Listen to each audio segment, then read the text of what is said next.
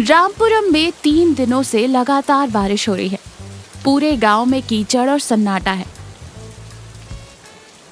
ब्रिजेश एक पुरानी त्रिपाल के नीचे अपना ठेला लगाए खड़ा है। कढ़ाई में तेल गरम हो रहा है। बगल में सुधा सिलबट्टे पर मसाला पीस रही है। आसपास कोई नहीं है। अरे सुधा, ये बारिश तो रुकने का नाम ही नहीं ले रही। ऐसा लगता है जैसे आसमान में छेद हो गया हो। ठेला लगाए 3 दिन हो गए हैं, एक बोहनी तक नहीं हुई। देख, इस ठंड में तो मुर्गे के टुकड़े भी गज गज कांप रहे हैं। अजी, आप इतना घबराइए मत। बारिश आए तो क्या इंसान को भूख नहीं लगेगी? इस ठंड में गर्मा गर्म खाने का ही तो मन करता है। आप अपना सीक्रेट मसाला तैयार रखिए। इस मसाले की महक हवा के साथ गांव में गई तो लोग खुद ब खुद ढूंढते हुए आ जाएंगे। महक तो गजब की है। इस मसाले की खुशबू से तो कोई सोता हुआ भी उठकर कहेगा, एक प्लेट चिकन डालो ब्रिजेश भाई। पर क्या फायदा, इस कीचड़ में कौन आएगा? कीचड़ में पैर रखते हुए भगवान दास आता हुआ दिखाई देता है। वो देख, आ गया हमारे गांव का सेंसर बोर्ड। अब कभी कभार कोई आया भी है तो वो भी ना कुछ खरीदेगा ना खाएगा, ऊपर से फ्री में 50 नुक्स निकालेगा। देख लेना। भगवान दास छाता बंद करते हुए किनारे पर रखते हुए कहता है, क्या रे ब्रिजेश, इस बारिश में ये क्या पागलपन है?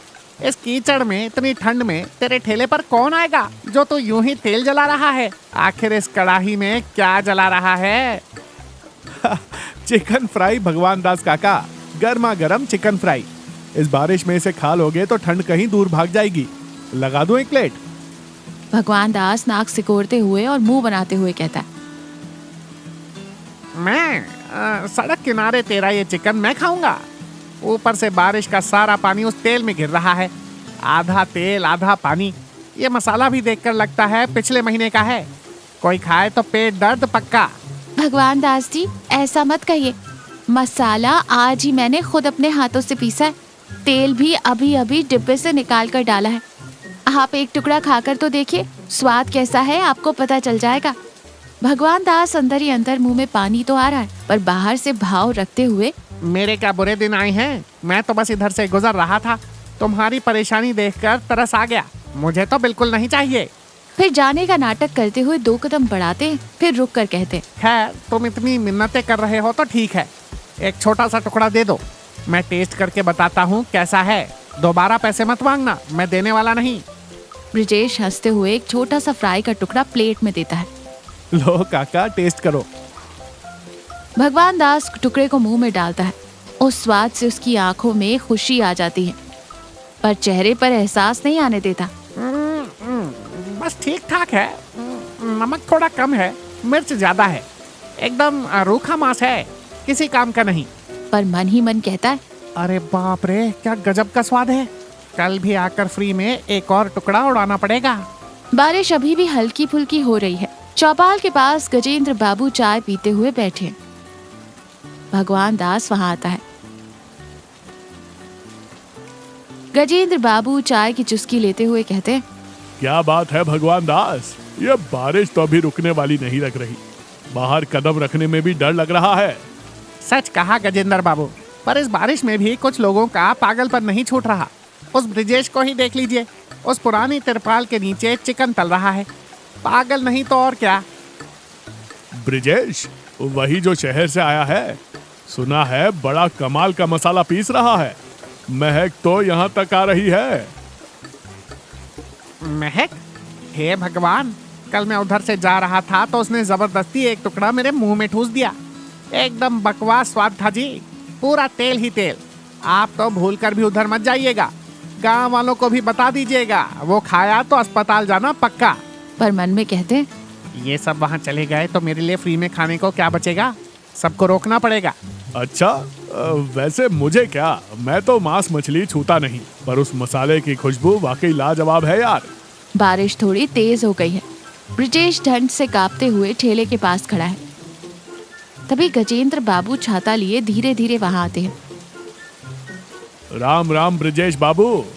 अरे गजेंद्र बाबू, आप इस बारिश में यहाँ कैसे आए? कुछ नहीं बाबू, वो तुम इस चिकन में डालने के लिए मसाला पाउडर बनाते हो ना? जी हाँ। वो उस मसाले की महक मेरे घर तक आ रही है। अब मैं मांस तो नहीं खाता, पर क्या वो मसाला पाउडर थोड़ा सा दोगे? हमारे घर में आलू फ्राई बन रहा है, उसमें थोड़ा सा छिड़क लूंगा। खुशबू बहुत अच्छी है यार। ब्रिजेश और सुधा एक दूसरे का चेहरा देखकर मुस्कुराते हैं। ये तो मेरा सौभाग्य है गजेंद्र बाबू, अभी देता हूँ, रुकिए। सुधा, एक छोटी सी पुड़िया बांध दो। सुधा मसाले की पुड़िया बांध ही रही होती है कि बारिश में पूरी तरह भीगा हुआ हाफता हुआ भगवान दास वहां दौड़ते हुए आता है। अरे ब्रिजेश, जल्दी से एक full plate chicken fry parcel बांध दे, ठंड से जान निकली जा रही है। ये क्या भगवान दास काका, कल ही तो तुमने कहा था कि मेरा चिकन बेकार है, पेट दर्द होगा, अस्पताल पहुंच जाएंगे, और आज फिर पार्सल मांग रहे हो। अरे वो तो कल की बात थी, आज मौसम देख कितना ठंडा है। उस ठंड के मारे भूख लगी तो ऐसा कह दिया। तू पहले पार्सल बांध, पैसे मैं दे दूंगा। ब्रिजेश हंसते हुए चिकन फ्राई बनाने लगता है। क्या बात है भगवान दास, तुम यहाँ क्या कर रहे हो? सुबह ही तो तुमने मुझसे कहा था कि इसके ठेले के पास से सड़ी हुई बदबू आती है, कोई मत जाना। फिर तुम कैसे आ गए? अरे गजेंद्र बाबू, आप वो मैं खाने नहीं आया हूँ जी। इस ब्रिजेश के बारे में गांव वाले कह रहे थे कि ये बहुत गंदे तरीके से पकाता है, तो मैं बस चेक करने आया था कि बात सच है या नहीं। ओहो, चेक करने आए थे? तो तुम्हारे मुंह में ये जो पानी आ रहा है, क्या वो भी गांव वालों ने ही भेजा है? ब्रिजेश, सुधा और गजेंद्र बाबू सब जोर जोर से हंसने लगते हैं। भगवान दास शर्म से सिर झुका लेता है और बिना पार्सल लिए ही वहाँ से भाग जाता है। बारिश रुक गई है, लेकिन मौसम बहुत ठंडा है। भगवान दास घर में खाट पर लेटा ठंड से कांप रहा है। वो मुंह तक कंबल ओढ़े हुए है। उसे बहुत तेज सर्दी जुकाम हो गया है। मर गया रे भगवान, ये बारिश तो मेरी जान ही ले लेगी। बदन कांप रहा है, पेट में चूहे दौड़ रहे हैं, घर में देखूं तो खाने को कुछ नहीं है। उफ, अब अगर ब्रिजेश के पास का गर्मा गर्म चिकन फ्राई मिल जाता, वो तीखा मसाला लगता, तो ये जुकाम पल भर में उड़ जाता। पर उसके पास कैसे जाऊं? कल ही सबके सामने बेइज्जती हुई है, ऊपर से गांव वालों को मैंने ही उसके खिलाफ भड़काया था। अब किस मुंह से जाऊं? तभी दरवाजे पर खटखट होती है। भगवान दास काका की आवाज आती है। भगवान दास कंबल हटाकर मुश्किल से जाकर दरवाजा खोलता है। सामने हाथ में एक स्टील का टिफिन बॉक्स लिए ब्रिजेश खड़ा है। ब्रिजेश, तुम यहाँ इस ठंड में? कैसे हो काका? पड़ोसियों ने बताया कि तुम्हें बहुत सर्दी जुकाम और बुखार है, इसलिए देखने आ गया। मुझे कुछ नहीं हुआ, मैं ठीक हूँ। झूठ मत बोलो काका, तुम्हारा चेहरा ही सब बता रहा है। सुधा को जैसे ही पता चला, उसने खास तुम्हारे लिए चिकन सूप बनाया है। इसमें मिर्च बिल्कुल नहीं है, सिर्फ जुकाम भगाने वाले हमारे आयुर्वेदिक मसाले डाले हैं, और साथ में 2 गर्मा गर्म फ्राई के टुकड़े। ये लो, इसे पीते ही तुम्हारा जुकाम छूमंतर हो जाएगा। भगवान दास सन्न रह जाता है। उस टिफिन बॉक्स को खोलते ही निकलने वाली गर्म भाप और महक से ही उसे लगता है कि आधी बीमारी दूर हो गई। उसकी आंखों में आंसू आ जाते हैं। ब्रिजेश, तुम मेरे लिए ये सब लाए हो? तुम जानते हो मैंने गांव में तुम्हारे बारे में कितना बुरा भला कहा, लोगों को तुम्हारे ठेले पर आने से रोका, तुम्हारा अपमान किया, फिर भी तुम मेरे लिए ये सब लाए? ब्रिजेश हंसते हुए भगवान दास के कंधे पर हाथ रखकर कहता है, अरे काका, गांव में रहकर हम एक दूसरे के बारे में बातें करते हैं, टांग खींचते हैं, ये तो आम बात है। लेकिन जब किसी पर मुसीबत आए, कोई बीमार पड़े, तो एक पड़ोसी होने के नाते अगर मैं मदद ना करूं, तो हमारा ये गांव गांव कैसे कहलाएगा काका? यहाँ हम सब एक परिवार हैं। मुझे पता है तुम बुरे इंसान नहीं हो, बस थोड़ा फ्री में खाने का लालच है तुम्हें। भगवान दास आंखों में आंसू लिए, ब्रिजेश, तुम्हारे हाथ के खाने में जितना गजब का स्वाद है, तुम्हारे दिल में उससे कहीं ज्यादा अच्छाई है यार। मुझे माफ कर दो। आज के बाद मैं गांव में किसी की बुराई नहीं करूंगा, कभी कुछ फ्री में नहीं मांगूंगा।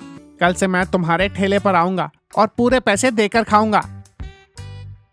ठीक है काका, पहले इसे गर्मा गर्म पी लो, मैं चलता हूँ।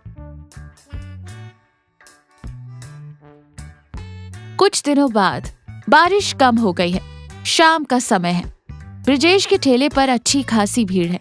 2-3 ग्राहक खा रहे हैं। उन सब से आगे भगवान दास खड़ा है। हाथ में चिकन की प्लेट पकड़े। सुनिए भाइयों, अगर आपने हमारे ब्रिजेश के हाथ का चिकन नहीं खाया तो समझो आपने जिंदगी में एक बहुत बेहतरीन स्वाद मिस कर दिया। मैं कह रहा हूँ ना, इस मसाले का स्वाद आपको 5 स्टार होटल में भी नहीं मिलेगा। ब्रिजेश, एक और प्लेट लगाओ। बगल में गजेंद्र बाबू मसाले की पुड़िया ले रहे होते हैं। तुम बिल्कुल सही कह रहे हो भगवान दास। इस ब्रिजेश के मसाले का ही तो कमाल है कि हमारे घर में साधारण सी दाल भी अमृत जैसी लग रही है। ब्रिजेश और सुधा एक दूसरे को देखकर मुस्कुराते हैं। देखा सुधा, अगर दिल में नेक इरादा हो और हाथ में मेहनत, तो हमारा विरोध करने वाले भी हमारे समर्थन में कैसे खड़े हो जाते हैं। हाँ जी, और अगर दुश्मन मुसीबत में हो तो उसकी मदद करनी चाहिए। वो जिंदगी भर के लिए हमारा अच्छा दोस्त बन जाता है। ये आपने ही साबित कर दिया। आप ही मेरे हीरो हो। सब लोग हंसते हैं और वहाँ का माहौल खुशनुमा हो जाता है। तो देखा, मुसीबत के समय दूसरों की मदद करना और किसी के बारे में पूरी तरह जाने बिना उसे दोष न देना ही सच्ची इंसानियत है। नेक इरादे और ईमानदारी से की गई मेहनत से किसी का भी दिल जीता जा सकता है।